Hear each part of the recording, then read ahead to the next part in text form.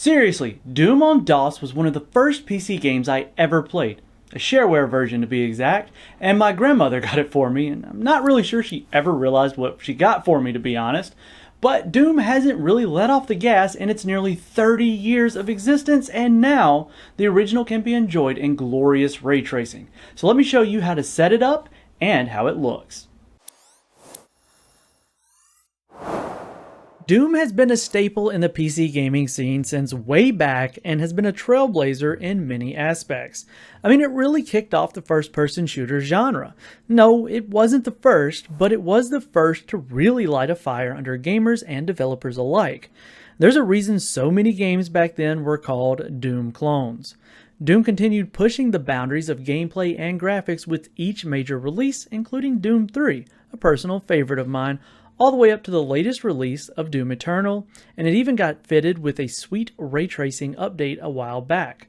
But the ray tracing treatment didn't stop at Doom Eternal. Thanks to a talented modder, SaltMT, we have the ability to relive the original Doom in glorious ray tracing, or rather path tracing in a technical sense. Now, if you're wondering what the heck path tracing is after hearing ray tracing so often, and in the title here, it's pretty much the same thing. It's more or less about the direction that light flows for the render.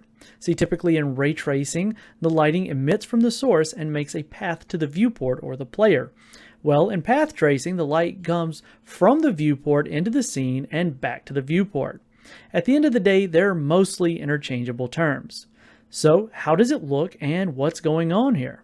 Well, looking at the original side by side with the mod, it's clear to say the changes to the look and feel of the game are quite stark.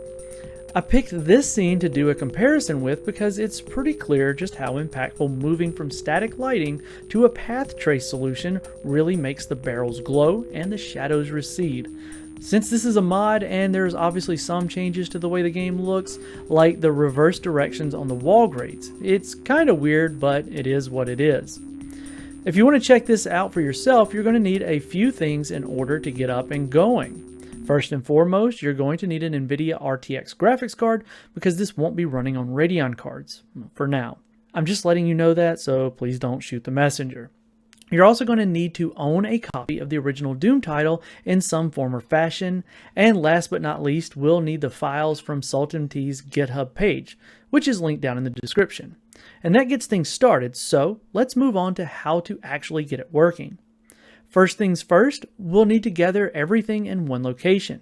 Navigate to the GitHub link and look under Downloads and Assets for a zip file called prboom-rt, followed by the revision number. As of this recording, it's on version 1.0.2, so I'm using that. Now download Doom from Steam, GOG, or wherever you own it, and if you're like me and own Doom 3 BFG Edition, then it's in there as well. Now that we have everything downloaded, unzip the prboom-rt file and place it in an empty folder anywhere you'd like. Now navigate to wherever you've installed Doom and find the game's WAD file, which holds everything in the game. Place the Doom WAD file inside the empty folder where you put the prboom-rt file. Additionally, if you want high quality music or the ability to use DLSS in order to get more performance, links to those downloads are also in the GitHub page. Download and place the files in the same folder as everything else to get those installed.